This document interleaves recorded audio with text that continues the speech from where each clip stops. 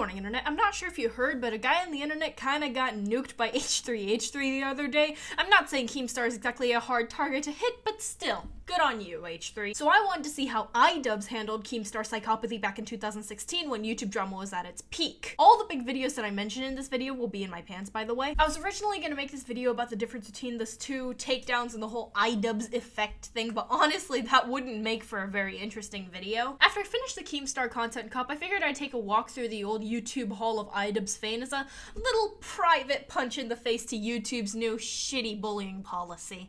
Download all your favorite bullying vids? You're damn right I will, Ian. But then I saw something I didn't think I would see in a million years. But after 4 years, there it was. Leafyishere had uploaded. Oh my god, I loved Leafyishere. I know that iDubbbz guy did that like little content cop or whatever, but oh well, he's not YouTube Jesus. I loved how Leafy was so innovative and unafraid to speak the truth.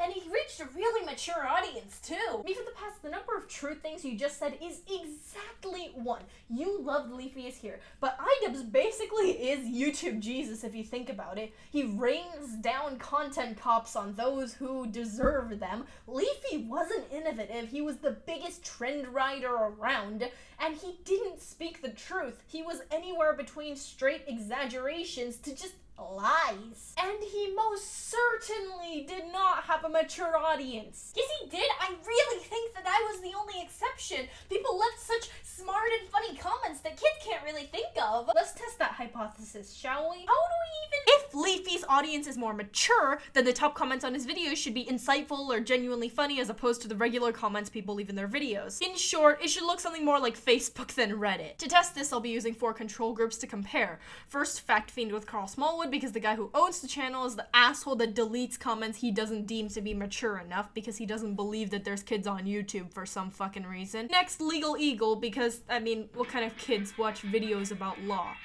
Shut up, Matt Pat! Meanwhile, my childish control groups, the groups that I know are gonna be full of children just everywhere crawling through the comments section. These are PewDiePie and Jacksepticeye. Why? Well, use your fucking brains. I'm deliberately going to be picking videos that are in the middle of the popularity range, and I'll try to avoid topics that a lot of kids will click on, like kids' movies or video games. Fact Fiend comments are from a video about Wikipedia. The Legal Eagle is about the most important cases of 2019. As you can see, with a few outliers here and there, it's all either stories or witty commentary or suggestions, not a lot of quotes or memes. Now take Pewds in a recent why. Quotes, jokes that look like they can fit right into Reddit, appreciations, memes. Fairly representative. Similar thing with Jacksepticeye on a typical Animal Crossing video. Relevant, but surface level humor, memes, quotes, and... Is that a Big Ed profile picture? The internet was the worst invention humanity has ever come up with. It should all be burned to the ground. And of course there's an anime profile picture too, because why the fuck not? Internet's got an internet. Now one look at a Leafy comment section will tell you that this man does not have a mature audience. Short, surface level humor, and memes and appreciations. Right, I know some people are saying that Leafy is back because the stock market went to the pooper and he needs to make some quick cash or something, but I know it's a bit more complicated than that, and ad rates are down and everybody's CPM is in the pooper too, so yeah, I'm gonna skirt past that one. However, Leafy did have a different good reason to come back. On March 9th, 2020, Anissa Jama, also known as iDubbbz's girlfriend, started an OnlyFans account, which is a subscription service where people can subscribe to people who make amateur porn for money. Because the whole simp meme was at its peak at the time, apparently this turned into some kind of controversy because everybody said that like, oh, iDubbbz is, I don't even know what was happening there, but I just know that the internet was being stupid as usual. There were a lot of memes, people saying that he was a total simp and stuff, and he was basically just obeying her every command or some shit like that, and she didn't know the risks of opening an account even though she probably did, and so on. Now, many of you already know, but just in case you don't, iDubbbz basks in controversy. He doesn't like to be dragged into it, sure, but he's usually the one who starts it with surgical precision with a content cop. They're few and far between, but when a YouTuber is being a total fucking psychopath like Keemstar back in 2016, he makes a video that has ripple effects throughout the entire YouTube community and often gets creators to just fall off the face of the earth on YouTube. The only person I know of to have successfully survived a content cop is probably in among you, and that's just because their demographics were so different. Sure, Keemstar is technically online, but people give him a lot more flack than they used to. People don't think of him in the same way that they used to. They don't trust him anymore. Now, if he can handle these controversies so gracefully, surely he refuted these claims with the power of a JoJo character, right? Wrong! Yeah. Apparently, iDubbbz can masterfully and surgically remove the grime from the shoe of YouTube, but is vulnerable to attacks from pathetic people who think they know better than everyone. In the words of Nuxtaku, iDubbbz, the master of his infallible persona, failed to dispel it. I guess he's not as infallible as we thought. Oh, it is so sad to see titans of the internet fall. iDubbbz was the Lord Protector, the gatekeeper of all that was holy online. Agatha, for once, I actually agree. I do think it's really sad that we see somebody who's so invulnerable and smart handle such a controversy so poorly. I guess it's just a reminder that we're all human. Right, welcome to Physics with Agatha. Wait, what? According to Bernoulli's principle, fast-moving air is less pressurized, so... Hang on, first of all, how the hell do you know that? You've never gone to school in your entire life, and second, what does this have to do with Leafy and iDubbbz? I am literally your creation. You came up with the idea of me when you were in 5th grade, and you were obsessed with learning science on the internet, am I wrong? Wait, so you've read Letter to a Christian Nation in 1984 too? Ash, you consistently forget that I am you. No, me from the past may be a version of myself, but you're a completely separate character. If you blow into something, let's say a plastic grocery bag, air rushes into it, not only because you are blowing air into it, but because air rushes into places where pressure has disappeared. Does that sound familiar at all? Oh, yeah. You know, for all the criticisms you make about your past self's lack of intelligence and perspective, you have a long way to go to. Whoa. I'm just trying to learn some science from Agatha, who is very smart, by the way. I didn't come here to be bashed. For the love of PewDiePie, could you please stop trying to suck up to all of your teachers? It hurts everybody. Anyway, a vacuum is formed when something that is stable suddenly disappears from a space and all the atoms around it would like to rush in to fill that space. Solid explanation, Agatha. I'll take it from here. iDubbbz's newfound vulnerability and his lack of invincibility on the internet cause two things that both feed into each other. Content cop victims like RiceGum and Leafy have emerged from their irregular upload schedules and have started getting back into the game, posting the same old shit that they did in the past. The second is a power vacuum. Oh no! Keemstar is being a psychopath again. RiceGum is posting cringy music videos and H3h3 donation shamed Jeff Bezos. He didn't, by the way. Some ordinary gamer would be a horrible replacement for iDubbbz when it comes to this whole, like, invulnerability, I can say the N-word and get away with it thing. But the point is, a bunch of creators threw themselves into drama. There are a lot of cases here and there, some of which is a lot heavier than typical YouTube beef, and I won't be getting into a lot of the stuff with, like, a bunch of people on TikTok who are, like, comparing black people to animals in the aftermath of the George Floyd thing. It's really bad.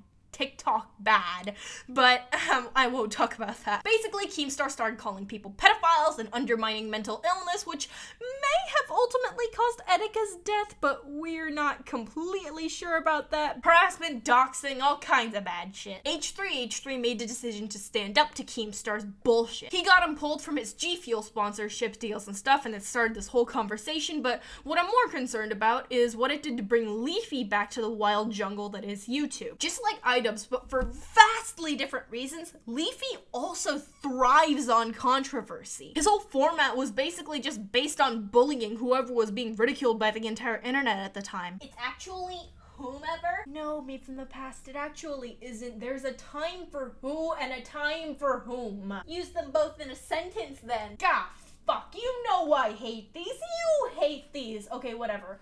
whoever came up with these two words should be hung by whomever. Jeez, why you gotta be so edgy? Me from the past, you actually provide a pretty good example of how Leafy tends to act. If you're being too edgy, then he calls you out on it. If you're being too happy, then he says you need to chill out and calm down. And if you subvert all extremes whatsoever, then he just calls you boring. It's an extremely effective, but extremely surface level and easy formula. Well, I'd like to see you do better. Okay, do you recognize what a pathetic rat you are? Do you recognize that you literally only correct people's grammar and math and spelling and stuff because you want to feel superior to them? Maybe you should learn to get a fucking life instead. You used who and whom incorrectly.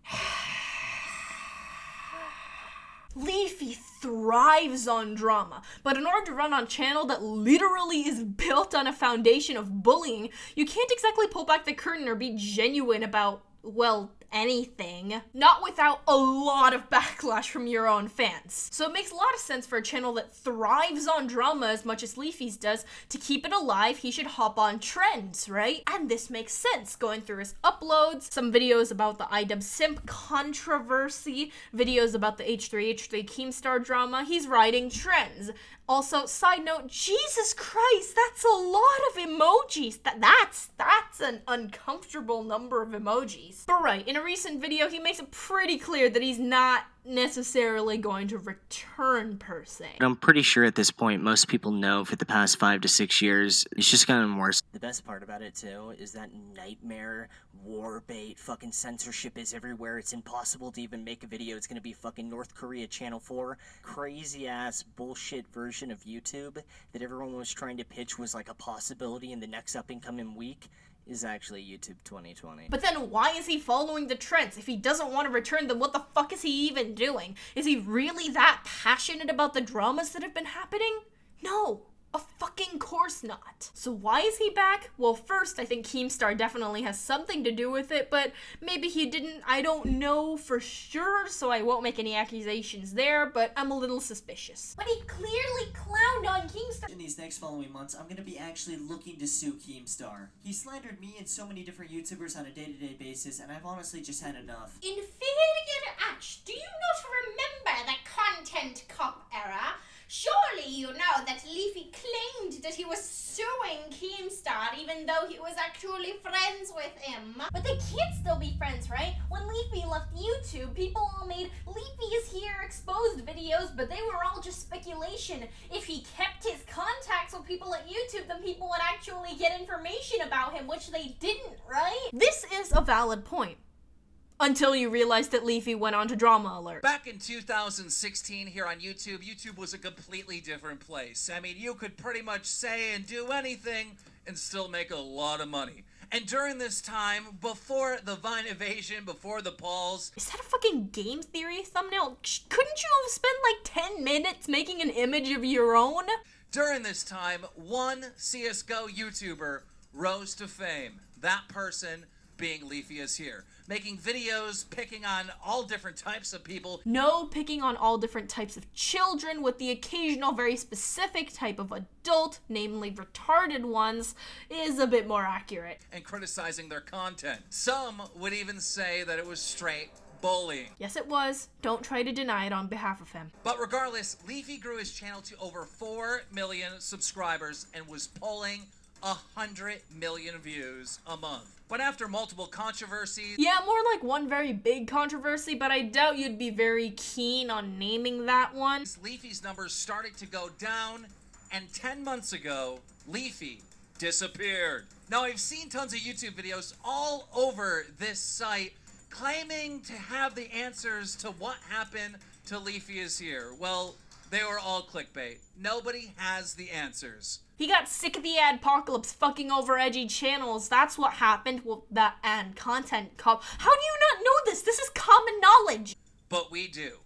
Ladies and gentlemen, we have tracked down Leafy and we're about to do an interview. And finally, we will answer the questions.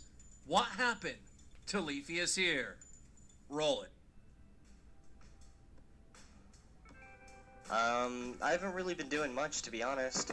I've been getting into stocks a bit. And there you have it. But I know that many of you were asking what the point to all of this is? What the hell's my deal with Leafy? He's back, but not officially back, right? His fan base isn't nearly as rabid as it used to be, so what's the point? Why do I have to care? There's nothing for me to watch out for, right? Well, I thought so too, until I saw this. It's eventually just gonna become TV. And I told the same thing to like the few amount of people that I know that do YouTube, and most of them agreed with me. With the exception of one, who actually just straight up called me gay and insisted that we open up a fucking clothing brand, and he actually pitched it pretty fucking well because, dude, I'm on board. This quarantine shit is boring as fuck. I'm sick of YouTube being boring as fuck. Do you care about the fucking truth? This clothing brand is actually sick, and I'm not gonna peer pressure you, but dude, if you're at least not buying a fucking sock, you're single-handedly contributing to Jimmy Kimmel ruling this fucking website, and your country is ashamed of you, so are your ancestors, and maybe I'll upload a little bit more. And this is where my real issue comes in. First of all, I think we can all infer that the other YouTuber here is Keemstar. Leafy came back and made all those videos about the Keemstar situation just to give him more attention, let's just say that.